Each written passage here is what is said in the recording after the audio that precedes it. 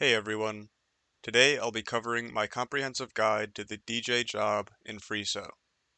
This video has a lot of information, so I've organized it into parts which you can navigate using the timestamps in the description. If you aren't new to the job and would just like to learn the new method for solving, skip to the time on screen.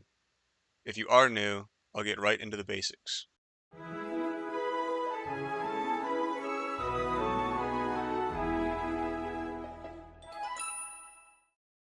DJ is one of the 4 jobs you can choose from in FreeSO. The shift starts at 8 p.m. and lasts until 4 a.m. and is available every sim day. When you arrive to the club, you'll see a dance floor and 4 DJ stations, along with 4 dancer stations. Click on one of the DJ tables to get started. When you hop on the table, you're greeted by a panel with a bunch of buttons split into 4 sections. To get the highest payout, you need to change the beats with the buttons until you find the correct sequence for all 4 sections. This is where the dance floor comes in. There are 3 separate patterns that will help you find the correct sequence for each section. There's the wave pattern, the square pattern, and the arrow. When you're changing notes in a section, you'll notice these patterns on the dance floor shaded in the color of your DJ station. Each of these patterns has a distinct meaning that'll help you find the solution for a section. The square pattern indicates that you're moving away from the solution for a section. The wave pattern indicates that you're moving towards and past a solution. The arrow indicates that you've gotten the pattern correct for the section, and you're able to move to the next.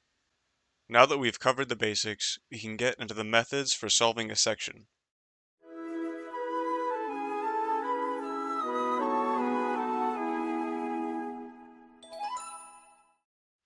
The previous method of solving goes as follows.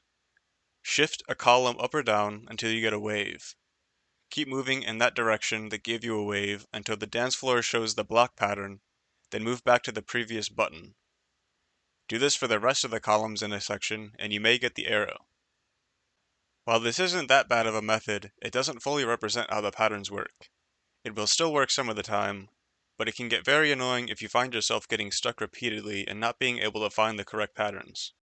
The issue with the old method is that it treats each column as a separate part of the puzzle, when in actuality, each of the columns work together and contribute to the solution of the section. Imagine each column had 10 digits. These 3 columns pasted together would make a 3-digit number in the hundreds. The leftmost column shifts this number by 100, the middle column by 10, and the rightmost by 1. A section in the DJ table follows the same rules, but is capped at 4 digits for each column. So instead of shifting the number by 1, 10, or 100 digits, it shifts it by 1, 4, or 16 digits. This may be hard to visualize, so here is a number line that represents all of the possible positions a section can have, in order from 1 to 64.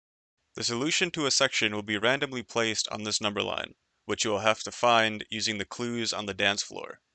Here is an example of this method in action. In this situation, the solution pattern is B13. The DJ station starts us off at the pattern C32. We move the left column up to B, which gives us a wave pattern, then we move it up again to A, which gives us another wave. Now we move on to the second column. Moving up from 3 to 2 will show us a block pattern, so we move back down to 3, then 4, which will both show a wave pattern. The third column follows the same, moving from 2 to 3 to 4, all showing a wave pattern. This is where the old method breaks. We would be stuck at the pattern A44, having exhausted our options for moving.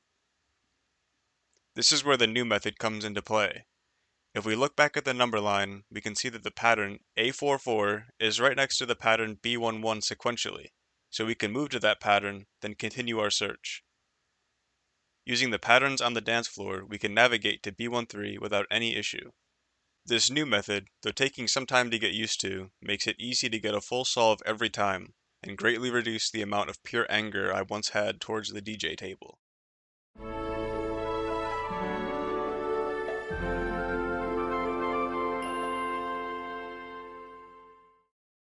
There are 3 factors that you control that affect the money you receive from each round. The most important factor is the amount of sections you've solved. You are paid based on the proximity of your answer to the solution of a section, meaning that if the answer is A22, you will get more money answering close than you would from farther away. The second most important factor is keeping your patterns fresh. This means that after you achieve a full solve, you should periodically change your patterns around to keep the crowd interested in your songs. Though you are changing the patterns, you should still try to end the round with the correct solutions selected. The last factor is the amount of time it takes to find each solution. I'm not entirely sure how this affects the payout, but round time is factored in the scorecard for each DJ, so it is possible that it makes a difference. Also, the equation on screen doesn't exactly match the functional line in the code, but it's much easier to read and gives pretty much the same information. One outside factor is the performance of your dancer. When you are DJing, you are accompanied by a dancer, either a player, or if a player isn't present, an NPC to take their place. If your dancer does well, I think you get some extra money, but when looking through the code, I found no mention of this. I think it may be true, because in practice, pairing with a good dancer always ends up paying more than DJing without a dancer. This factor can be unfortunate at times, because you are not always guaranteed a player for a dancer, and the NPC dancers have very inconsistent and usually poor performance.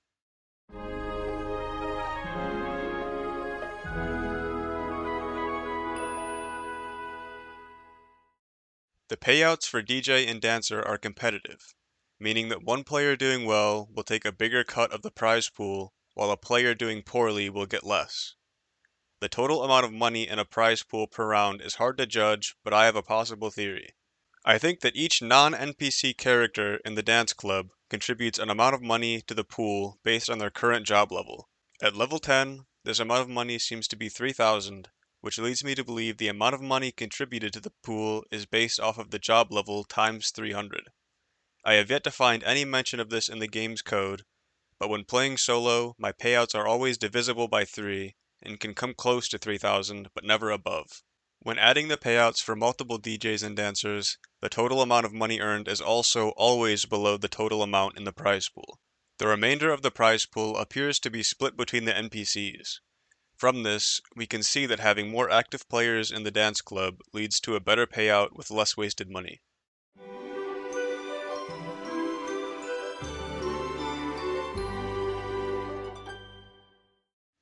Now that we understand the mechanics of the DJ machine, we can get into some tips and strategies to make the job even easier. If you're still having trouble with the new method, try starting with the pattern A11, then solving downwards. This is a bit more streamlined for solving, though may take a bit longer in practice. DJing with a group makes the job a lot easier and a lot less stressful. A lot of people don't know that each DJ table will share the same solution patterns for a round, meaning you're able to share solutions with your fellow DJs and save time not having to solve every section. Try to start preparing for work at around 6 p.m. in-game time, so you'll have enough time to fill your Sims needs and be prepared for work. The shifts take a bit of time, so you'll need to make sure each need is almost completely filled. If you don't have the time to solve, but would still like to earn decent money, set each pattern to either C11 or B44.